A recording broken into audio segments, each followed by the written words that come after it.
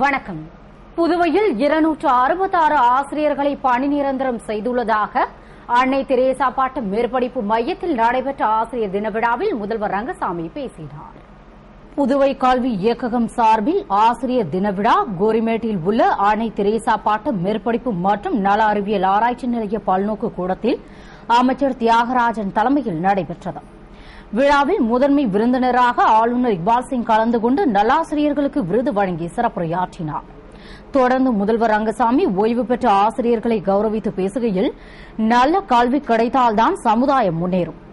எனவே சிறந்த கல்வியை அளித்த ஆசிரியர்களை நாம் ஒருபோதும் மறப்பதில்லை என்றும், எனவே ஆசிரியர்களின் கோரிக்கைகளை நிறைவேற்றி வருவதாகவும், அதன்படி பகுதி நேரம், தொகுப்பூதியம், பணி நேர ஆசிரியர்கள் 266 பேரை பணி நிரந்தரம் செய்துள்ளதாகவும், தனியார் பள்ளிகளில் பணிபுரியும் ஆசிரியர்களை பணி நிரந்தரம் செய்ய நடவடிக்கை எடுத்துள்ளதாகவும், ஏசிபி தொடர்பான கோப்புகளை பெற்று டெல்லிக்கு அனுப்பியுள்ளது என்றும், மத்திய அரசின் அனுமதி பெற்றால்தான் எதையும் நிறைவேற்ற முடியும்.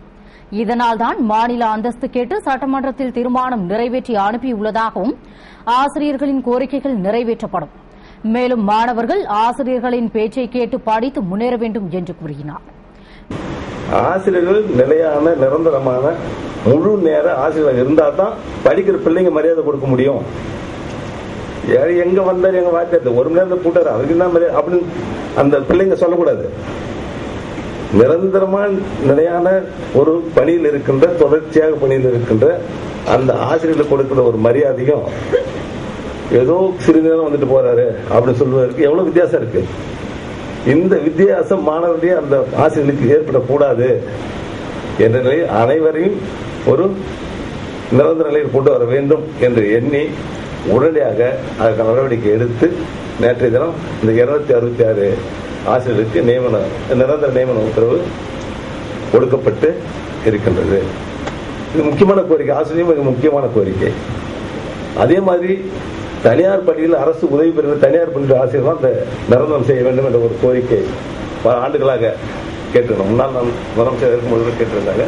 இப்பொழுது அதற்கான ஒரு உரிய நடவடிக்கையும் அரசு எடுத்து வருகிறது. விரைவில் அவர்களுக்குரிய அந்த நியமன பணியாணையும் நிரந்தர பணியாணை வழங்கப்படும் என்பதை நான் இங்கே கூறிக்கொள்கிறேன். விழாவில் சட்டமன்ற உறுப்பினர் தமிழ்ச்செல்வன், தலைமை செயலர் சத்தியவதி, அரசு கல்வித்துறை செயலர் ராஜீவ் யதுவஞ்சி, இயக்குநர் வல்லவன் மற்றும் அதிகாரிகள், ஆசிரியர் பெருமக்கள் கலந்து கொண்டனர்.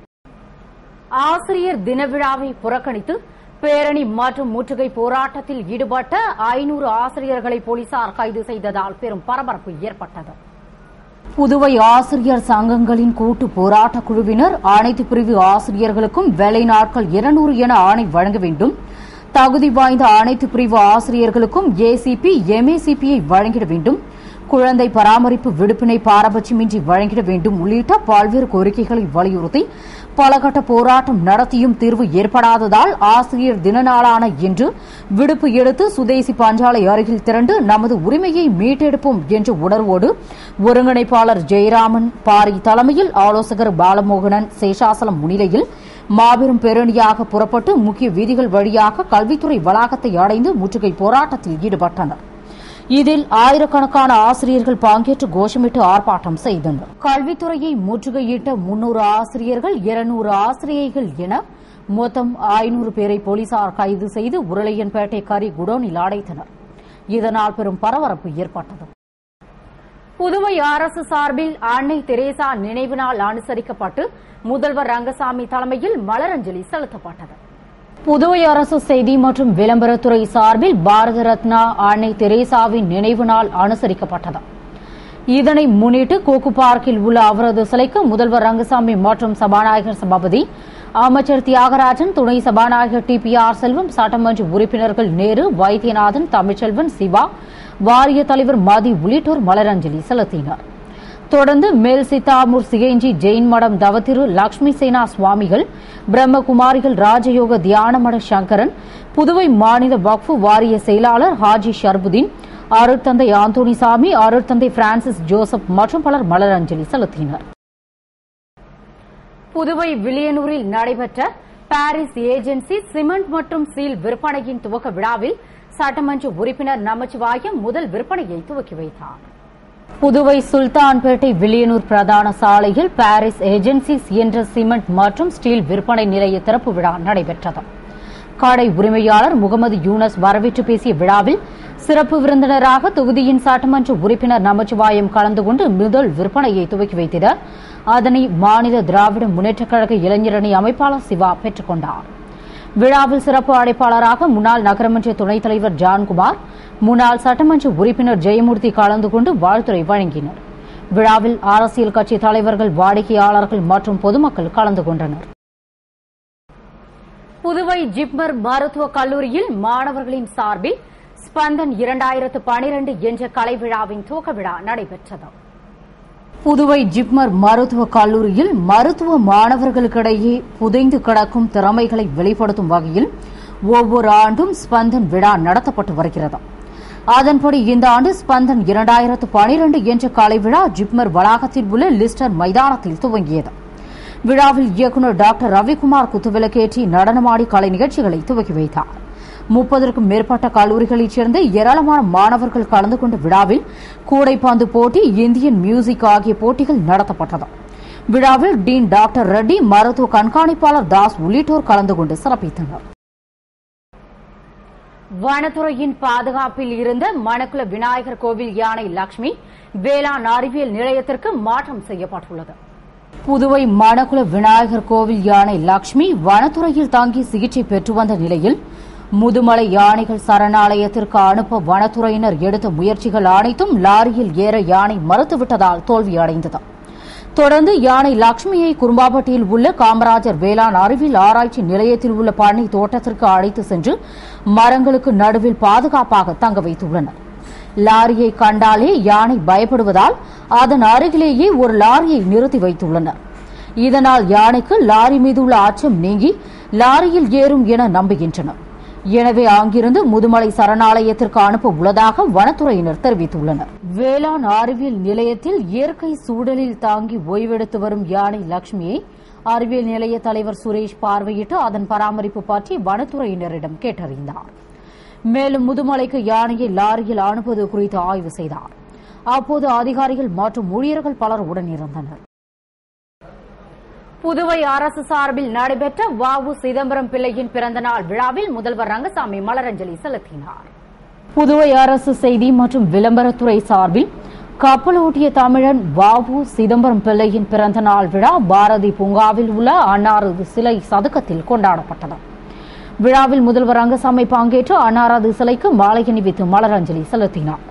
தொடர்ந்து சபாநாயகர் சபாபதி, அமைச்சர் தியாகராஜன், துணை சபாநாயகர் டி.பி.ஆர். செல்வம், அரசு கொறடா நேரு, சட்டமன்ற உறுப்பினர் தமிழ்ச்செல்வன் உள்ளிட்டோர் பின்னர் பாரதிய ஜனதா கட்சி சார்பில் மாநில செயலாளர் தாமோதரன் தலைமையில் நிர்வாகிகளும் மலர்தூவி அஞ்சலி செலுத்தினர்.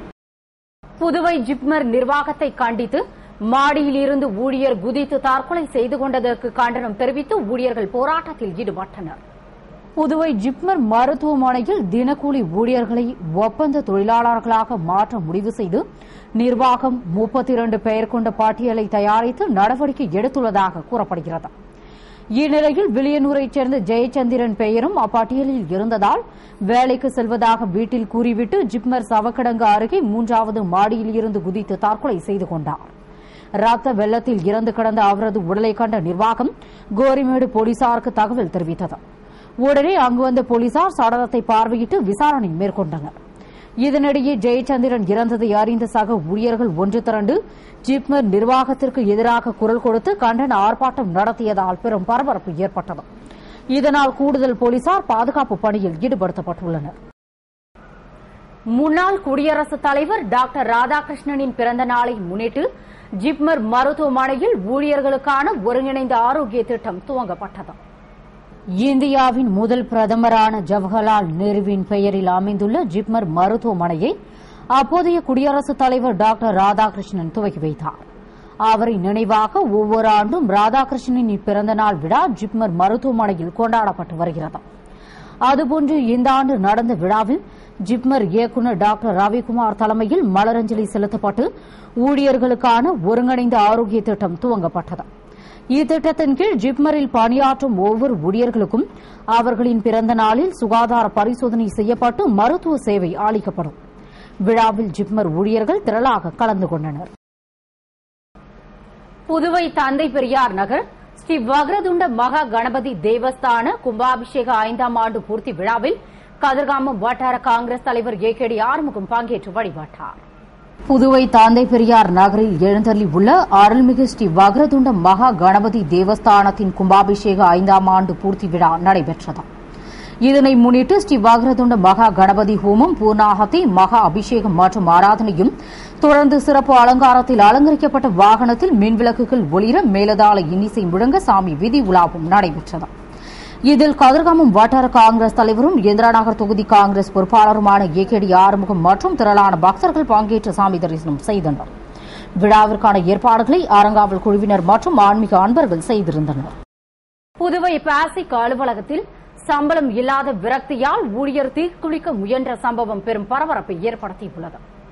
புதுவை குருமாம்பேட்டையைச் சேர்ந்த பழனி தண்டாயுதபாணி என்பவர் கடந்த 20 வருடங்களாக பாசிக்கில் உதவியாளராக பணியாற்றி வந்த நிலையில் கடந்த 1 வருடமாக சம்பளம் வழங்கவில்லை என்று பல கட்ட போராட்டங்களை ஊழியர்கள் நடத்தி வந்த நிலையில் 4 மாதங்களுக்கு முன்பு கிருஷ்ணமூர்த்தி என்ற ஊழியர் தீக்குளித்து இறந்தார்.